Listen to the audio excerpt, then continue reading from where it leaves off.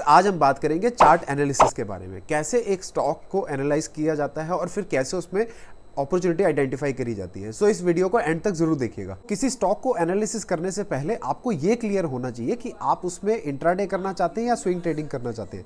Swing trading के ऊपर पहले भी मैं एक वीडियो बना चुका हूं, बट मैं थोड़ा सी वीडियो में और एक्सप्लेन करना चाहूंगा कि अगर आप स्विंग ट्रेडिंग के अकॉर्डिंग किसी स्टॉक को एनालाइज कर रहे हैं तो आपका टारगेट कैसे निकालना है, और अगर आप इंट्राडे के अकॉर्डिंग किसी स्टॉक को एनालिसिस कर रहे हैं तो आपको क्या क्या पैरामीटर चेक करने हैं। जैसे मैंने कहा, मैं पहले इस टॉपिक में स्विंग ट्रेडिंग के बारे में क्लियर करना चाहूंगा। So first of all beginners को मैं एक बात कहना चाहूंगा जो स्क्रीन को टाइम नहीं दे पाते और वो चाहते हैं आज पैसा लगा के 1-2 महीने बाद स्टॉक को बेचो और उनको अच्छा प्रॉफिट हो। सो आप लोगों को, बिगिनर्स को याद रखना होगा, कभी भी आप स्मॉल कैप या ऐसे पेनी स्टॉक्स को देख के अट्रैक्ट ना होइए जहां पे आपका पैसा फंस जाए और आप कभी रिकवर ना कर पाए। सो इसके लिए मैं आपको बेस्ट चीज कहूंगा कि आप निफ्टी के टॉप 50 स्टॉक्स में पैसा लगाइए, उनको स्टडी कीजिए, यहां पे आपका पैसा ग्रो होने के चांसेस बहुत हाई है। मैं बात करना चाहूंगा चार्ट एनालिसिस की। जैसे मैंने आपको बताया, स्विंग ट्रेडिंग के लिए आपका चार्ट एनालिसिस के लिए क्या पैरामीटर होना चाहिए। सो फर्स्ट ऑफ ऑल, जैसे मैंने आपको क्लियर किया कि निफ्टी के टॉप 50 स्टॉक्स को कोशिश कीजिए आप आइडेंटिफाई कीजिए, उनके अंदर अपॉर्चुनिटी आइडेंटिफाई कीजिए। सो फर्स्ट ऑफ ऑल मैं यहाँ पे करना चाहूंगा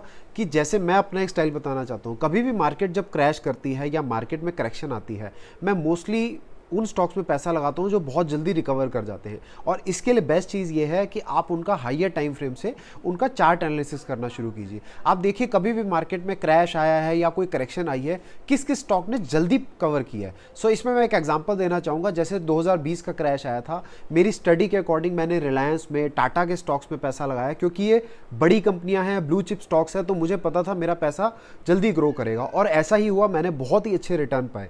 सो ऐसे ही मैं आप लोगों को कहना चाहूँगा कि आप निफ्टी के जो टॉप 50 स्टॉक्स हैं उनको देखिए, उनकी बैक टेस्टिंग कीजिए, जाके पुराने टाइम में देखिए कि कभी भी मार्केट में क्रैश आया या कभी भी करेक्शन आया, कोई डाउनफॉल बंद हुआ, उसके बाद किस स्टॉक ने अच्छी रिकवरी दी और जो लॉन्ग टर्म में ऊपर ही जाते रहते हैं। सो ऐसे में आपको बेनिफिट ये मिलेगा, कभी भी किसी स्टॉक में करेक्शन आए और वहां से वहां रिवर्सल दिखना शुरू हो स्टॉक में, सो आपको पता है वो अपॉर्चुनिटी है, अब आप यहाँ पे अपना पैसा लगा सकते हैं। तो ये तो बात हो गई कंप्लीट स्विंग ट्रेडिंग की। अब आते हैं इंट्राडे में, जिसका सबको ही इंटरेस्ट रहता है कि इंट्राडे के लिए हम कैसे किसी स्टॉक को सिलेक्ट करें। सो यहाँ पे मैं कहना चाहूँगा, बहुत ज़रूरी पार्ट है ये। इंट्राडे के लिए आपको याद रखना होगा कि एक तो हाईली लिक्विडिटी स्टॉक होना चाहिए और उसमें वॉलेटिलिटी भी अच्छी होनी चाहिए। सो इसको मैं एक्सप्लेन करता हूँ एक एग्जाम्पल से। जैसे मैं मोस्टली रिलायंस के अंदर इंट्राडे करता हूँ। सपोज कीजिए आज मार्केट बेरिश है और रिलायंस में मुझे एक सेलिंग अपॉर्चुनिटी मिली। सो सपोज करते हैं, एक एग्जाम्पल देते हैं, रिलायंस की वैल्यू चल रही है 2300 रुपीज़ और यहाँ से मुझे एक शॉर्ट करने की अपॉर्चुनिटी मिली इंट्राडे के अंदर। सो यहाँ पे मैं अगर बड़ी क्वांटिटी सेल करता हूँ तो मुझे पता है आज 2300 से 2270 आज के आज ही इसका टारगेट आ सकता है। सो मुझे 30 पॉइंट्स की मूव इंट्राडे के अंदर ही रिलायंस जैसा स्टॉक दे सकता है। तो अब मैं बताना चाहूँगा कि लो लिक्विडिटी या लो वॉलेटिलिटी स्टॉक्स पे ट्रेड करने से क्या नुकसान होता है। सो अगर आप कोई ऐसा स्टॉक चूज कर लेते हैं जिसमें लिक्विडिटी बहुत कम है, एक तो आप नोट कीजिएगा उसमें हमेशा बाइंग सेलिंग का जो प्राइस है उसमें डिफरेंस काफ़ी होता है। अगर आप उसको बाय कर रहे हैं तो आपको बहुत महंगा खरीदना पड़ रहा है और अगर आप बेच रहे हैं तो सेलिंग प्राइस में कम से कम 50 पैसे से 1 रुपये का डिफरेंस कई बार रहता है। सो यहाँ पे वॉलेटिलिटी की बात करूँगा अब मैं। अगर आप लो वॉलेटिलिटी स्टॉक चूज करते हैं तो आप देखेंगे आपने ट्रेड तो बहुत सही प्लान किया है। सपोज कीजिए मार्केट गिर रही है और आपने कोई ऐसा स्टॉक बेचा है जो कि उस दिन गिर रहा है, बट आप नोट कीजिएगा अगर वो लो वॉलेटिलिटी स्टॉक है तो वो कम गिरेगा और आपका दिन पूरा वेस्ट हो जाएगा, आपको इंट्राडे में कोई बड़ा प्रॉफिट नहीं होने वाला। सो अब मैं बताना चाहूँगा इंट्राडे के लिए चार्ट को कैसे एनालाइज किया जाए। जैसे मैंने स्विंग ट्रेडिंग के लिए आपको चार्ट एनालिसिस के पैरामीटर दिए थे, ऐसे ही इंट्राडे के लिए भी आपको चार्ट एनालाइज करना बहुत ज़रूरी है। सो फॉर एग्जांपल लेते हैं, जैसे सपोज कीजिए आप 15 मिनट या 5 मिनट में जाके ट्रेड करते हैं।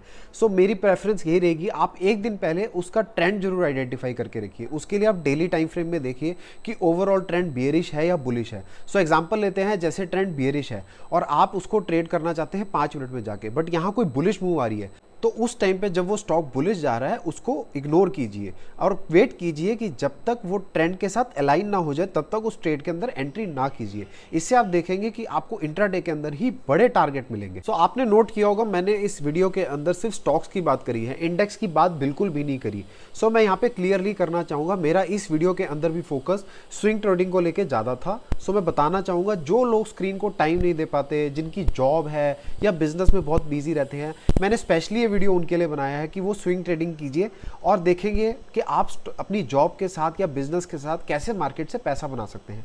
और मैं इंट्राडे वालों को भी एक बात कहना चाहूँगा, जो लोग फुल टाइम कैरियर बनाना चाहते हैं ट्रेडिंग को, मैं उन लोगों को भी कहना चाहूँगा, जो आज मैंने स्टॉक्स को लेकर इंट्राडे की बात की, आपको सबसे अच्छा बेनिफिट स्टॉक्स में जो मिलता है, जो इंडेक्स में नहीं मिलता, वो याद रखिएगा।